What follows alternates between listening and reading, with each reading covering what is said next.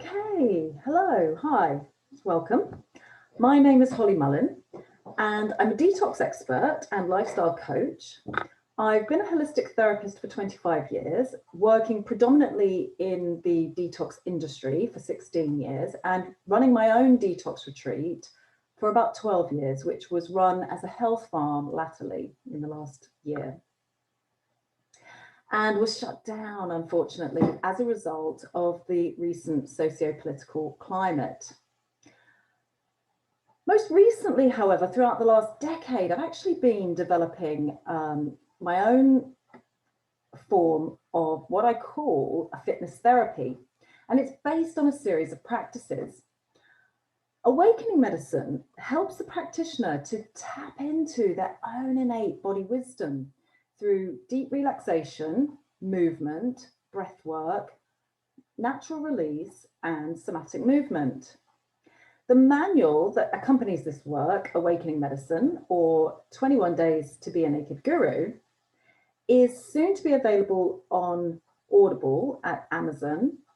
And the full course is now available for free on Patreon and will be available on donation via my website, awakeningmedicine.org.uk.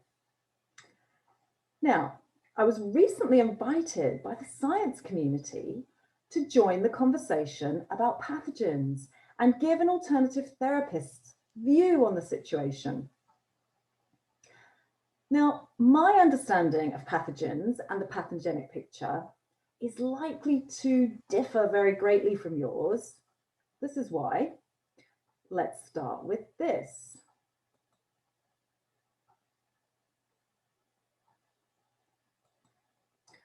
A pathogen is described as any virus, microorganism, or other substance causing disease.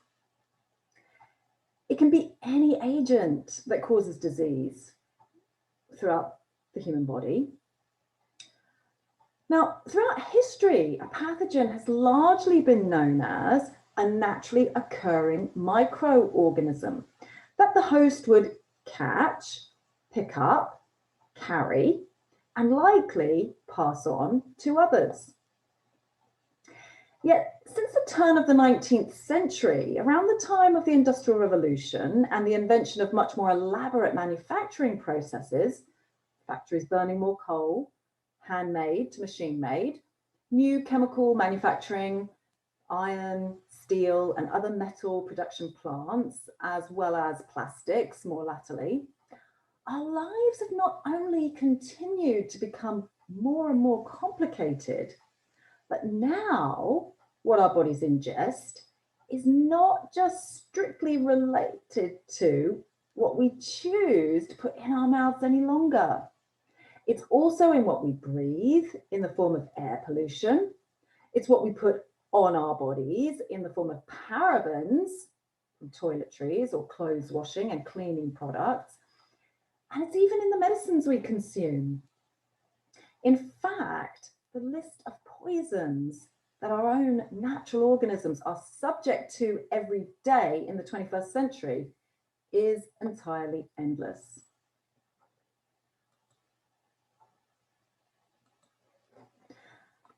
There are essentially two types of pathogenic toxicity. Exogenous pathogens are microscopic toxins present in the outside environment. Exo, outside, genus, born from. Pathogens such as synthetic chemicals found in tap water, pollution, petrochemicals in the cleaning products and toiletries, pesticides, herbicides, heavy metals like lead, fluoride, mercury, aluminium, prescription and over-the-counter medicines, as well as some of the more aggressive viruses and bacteria. In fact, there are more than 2 million synthetic chemicals that have been found and identified in our environment, and up to 25,000 are added to that number every year. Now, endogenous pathogens are toxins produced inside the natural organism as a result of the imbalance in the metabolic function. Endo, within, genus, born from. Toxins such as bacterial overgrowth, mold, parasites, fungus, candida, yeasts, lactic acid, uric acid, and more. Now, some of these toxins are just waste products from a normal metabolic process and are churned out by the second, like carbon dioxide. The main source of endogens is an unhealthy gut, and after decades of processed food and poor eating habits like lack of chewing or eating on the run, as well as physical and emotional trauma and stress, which can and does lead to an imbalance of microorganisms in the gastrointestinal tract. However, unless your health is extremely compromised, which is usually as a result of a chronic exogenous pathogenic picture, our bodies are generally very well equipped to process and eliminate naturally occurring toxins from our systems. You could actually say, as I've quoted from a Dr. Rosenberg, it's really hard to kill us. You know, the natural man and woman's body has not changed much during the evolutionary process. Even in the last several 100,000 years. And to be honest, our basic fundamental natural requirements haven't actually changed much either. However, in just the last sort of 50 to 100 years, the onslaught of chemical manufacturing and the waste byproducts from the many millions of disposable consumables being processed every day worldwide is becoming increasingly harmful, not only to the earth, but all of her inhabitants, even now, including ourselves.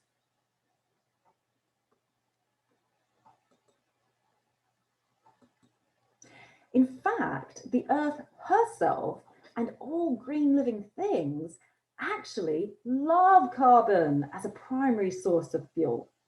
It's only really the species with 2 to 4 legs whose health is compromised by this chemical gaseous exchange. You know, we could actually talk about the soil and how centuries of agriculture and more recently mechanical farming techniques and factory farming, opposed to much smaller food co-ops, small holdings, homesteads and farmsteads, is breaking the soil. You know, many years ago on retreat, I used to describe our health journey in this way, using the 5 elements. You know, for it to be an easy way to remember our direct connection to the earth and the importance of how that directly relates to our own health. The earth element itself, I related to the body itself, and I later found out that homeopathy also refers to the body as soil. And the way that we cultivate our individual soil and create a fluid internal environment, the more we can expect our bodies to be in an optimal state of health.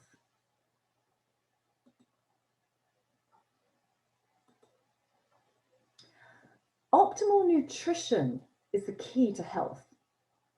Successful metabolic processes and the efficient breakdown of nutrients is the way the cell acquires energy.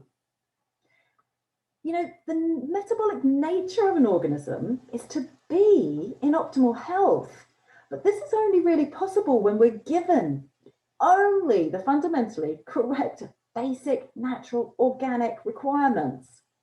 Now, these very basic, essential and fundamentally preliminary conditions for optimal bodily functions are actually limited to very, very basic organic compounds and components, which in order to create an exact functioning for utilization and assimilation by the cell, the more natural, the better. E.g., the quicker we can get it from the plate, the quicker we can get it from the earth to the plate, with as few processes in between, the better it is for our bodies. However, it's only really now, in the past 5 to 10 years, as we emerge out the other side of about half a century of extreme and increasingly toxic lifestyle factors, that we can see the damaging effects. Everything from fast food and fragrances to alcohol and artificial sweeteners like aspartame have quickly become the true epidemic of modern life. In fact, it's finally becoming clear that in order for the natural man and woman to thrive and not just survive, the secret is going back to our Neolithic roots as cavemen and women, just in a highly evolved way, and utilizing only the most basic bodily requirements for the betterment of the health of the life cycle of the cell, as well as the individual as a whole. This is holistic health. And these are our 5 basic needs. Oxygen, optimal abdominal breathing. Hydration, pure water and good fats. Nutrition, fresh organic food. Exercise, keep it well varied. Rest, deep sleep and meditation or relaxation. And of course, love. Ideally both self-love and an external source of love. We must all be able to love and be loved and feel loved in order to feel healthy and whole. In fact, what you'll find is that absolutely everything else is surplus to requirements and will only make the host feel less than 100%, which is why most of us feel less than 100% most of the time. Proper nourishment of the human organism is essential to build, upkeep, and repair body tissue, as well as for all the efficient functionings of the body.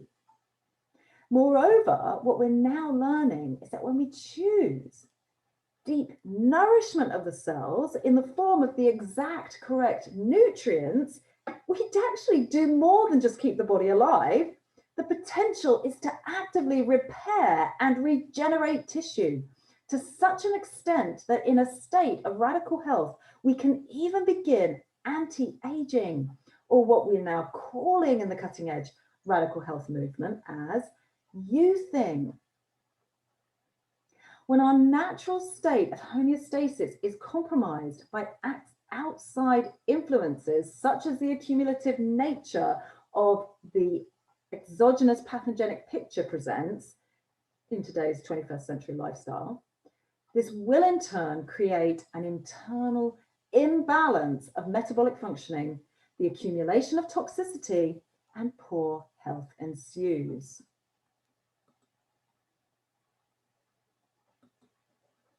Our first defense against toxicity is to try and eliminate them through one of our many channels: urinary tract, colon, lungs, lymph, skin, and the mucosal linings of the nose and ears.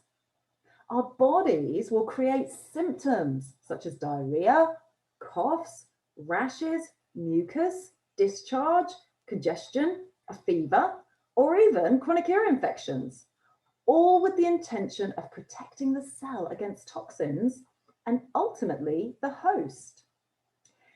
Now, these tend to be our very early warning signs as children. And if we could just realize that these processes are actually indeed helpful and allow them to run their course, it can help us to identify and then eliminate the root issue. Yet instead, if doctors or parents don't actually see any specific cause, they just give paracetamol or they suppress with other medications.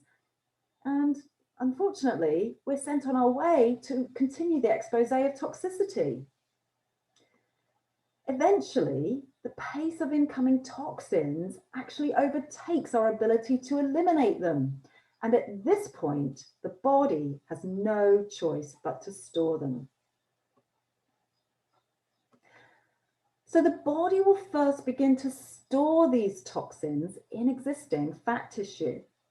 Now, fat tissue is obviously less important than our immediate survival than other tissues like ligaments, muscles, and nerves, which are all required in the fight-flight response.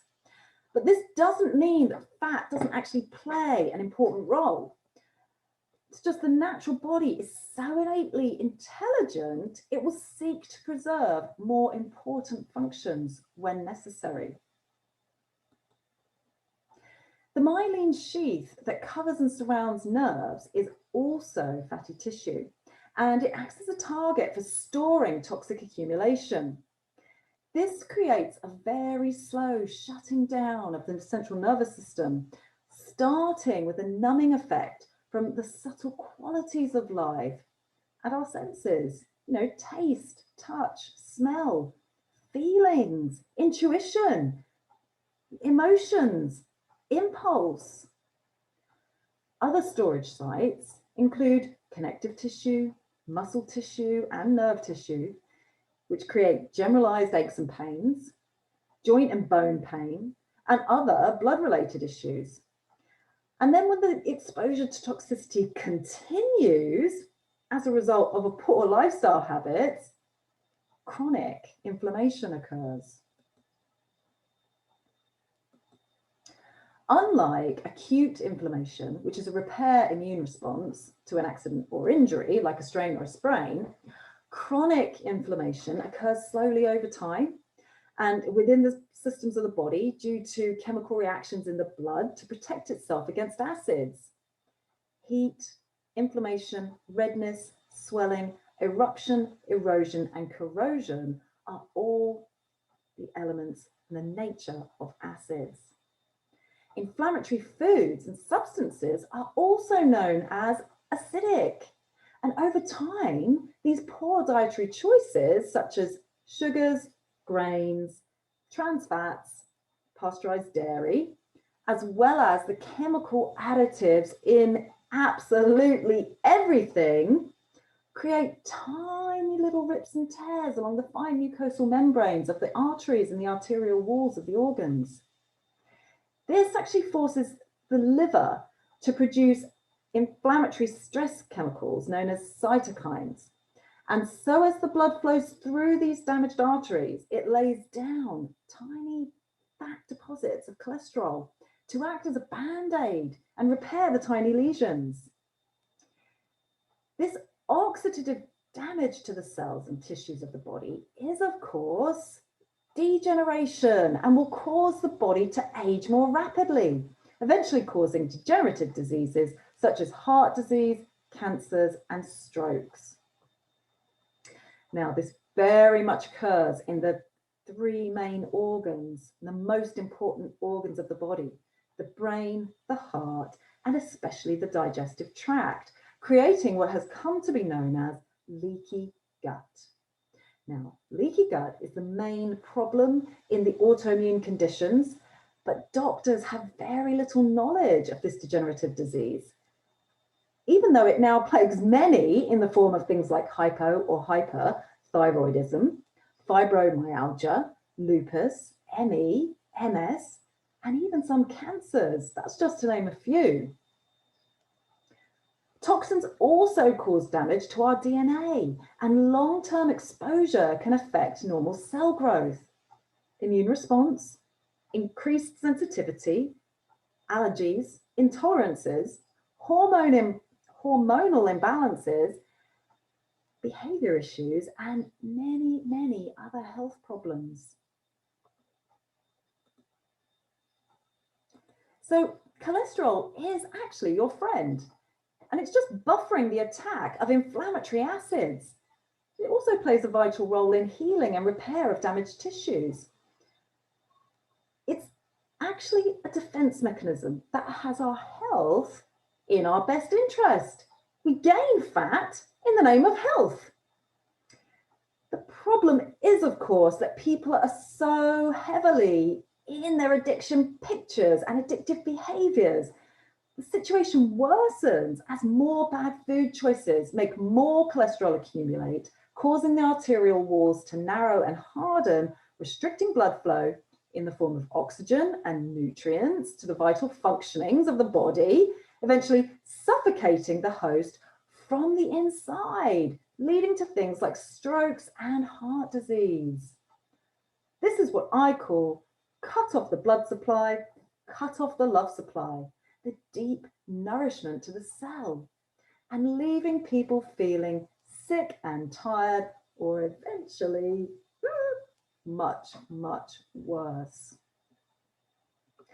So the more toxic our lifestyle habits and patterns are, the more accumulative in nature the oxidative stress, the hardening effects of overproduction of cholesterol, the chronic inflammation, and the restricted blood flow. This all creates stagnation in what would otherwise be a fluid system.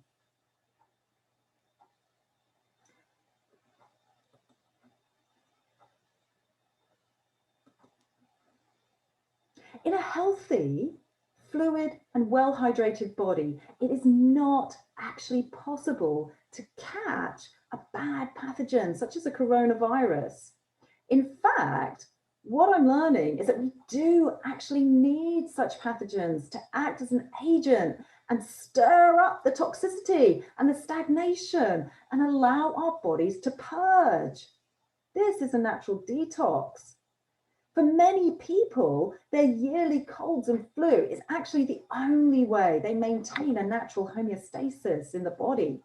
I mean, I even reluctantly call it that, as the average person is so full of the stagnating effects of mucus and cholesterol, both of which bind to the toxins, allowing them to be eliminated either through the bowel or the lungs.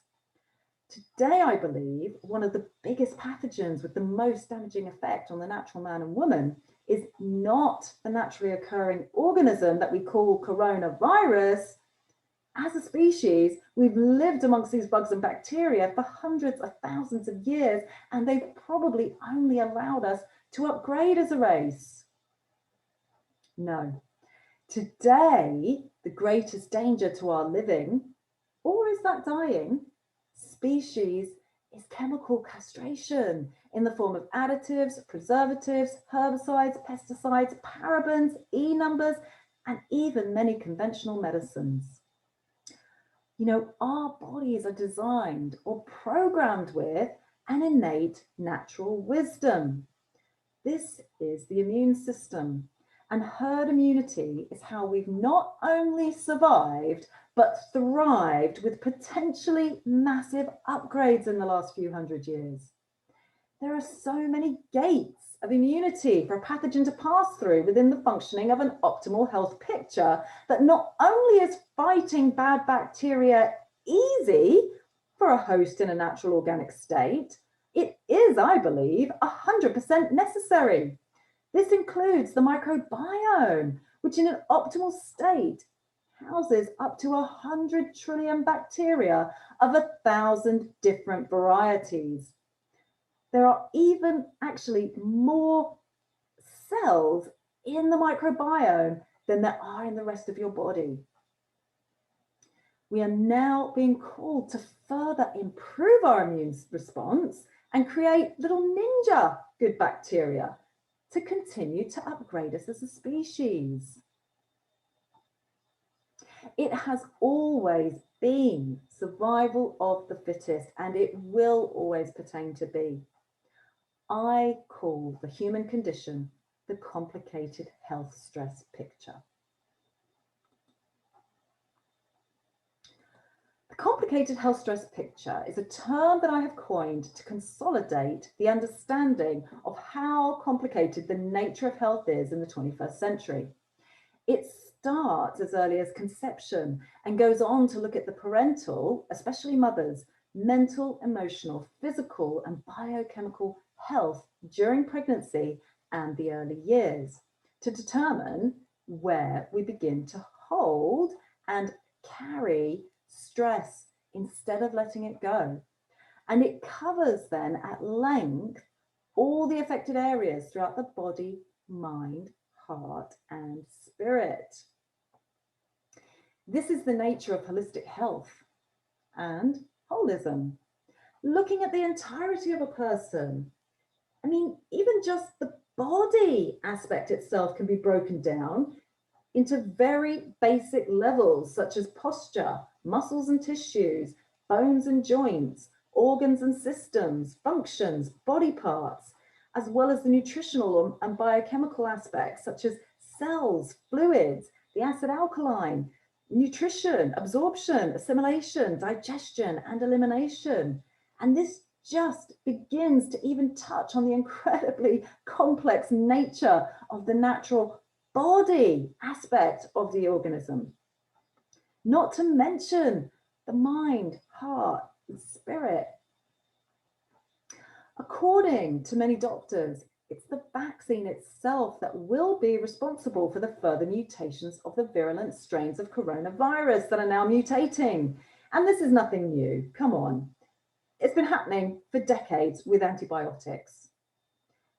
So not only do acidic, chemical, medical exogens also cause lesions in the veins and arteries, forcing the body to lay down more and more fat in the chronic inflammation picture, the vaccines will also trigger their own form of antibodies, and these compete with our own natural antibodies.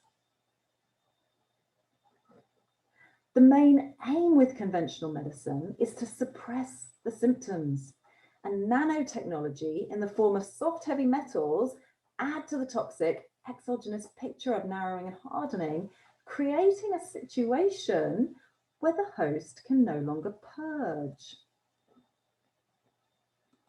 Now, this worries me more than anything. As a holistic therapist, I'm very aware of the benefits of our yearly colds and flu. This simple reactive immune response is, in some cases, the only purge most people get to free up space in their cells and create movement. Like I said, this acts as an upgrade, giving people more mental clarity, vision for moving forward, and the efficient energy to get the job done. And almost just like that, the simple and generally harmless, except in the 0.1% in whom it's fatal, this natural process has all but been destroyed. So it's as a direct reaction to our internal environment that determines whether we can catch a pathogen. And in conclusion, we can see that it's actually as a result of putting anything synthetic or chemical in the natural organism that acts like a deadly pathogen. Other than natural organic organisms, inorganic chemical compounds are accumulative in nature and cause chronic inflammation, narrowing, hardening, and eventually atrophying the host from within. To my heart and mind, and to that of the therapist who looks at the organism in a holistic nature, this also includes pharmaceutical and laboratory medicines, which again have an acidic action on the subtle internal workings of the physical body. The potential of the natural man or woman is vast, and it's far, far beyond what anyone has accomplished for many millennia, not least the very basic functioning of our perfect innate immunity when left in a natural state or brought back into homeostasis through radical healing, which of course takes years of self-control and self-discipline through eliminating and then limiting the damaging poisons. Now, this last slide is the latest in thermal imaging of a human cell from NASA. I mean, just look at its innate perfect complexity. So electric, electromagnetic, just as we are in an optimal state. And it's so perfect in its exact functioning. Do you think injecting or ingesting harmful synthetic substances will create more ease or more dis-ease? To me, it looks so complex in its perfect nature of precise precision in the many jobs that it has to do, I actually fear adding anything will simply complicate the picture further. And after 16 years of experience and experiments into my own and thousands of others and their detox processes and protocols through softening, opening, and purging, this is now very much my experience. Anything that does not come as a direct source from nature is and actually acts as a harmful pathogen. And even, of course, many of the natural sources, as we well know. In fact, what we're learning more and more is in a diseased state, the best course of action is to subtract, not add, especially a cocktail of complicated chemical compounds that as inorganic substances create further inflammation and oxidative stress.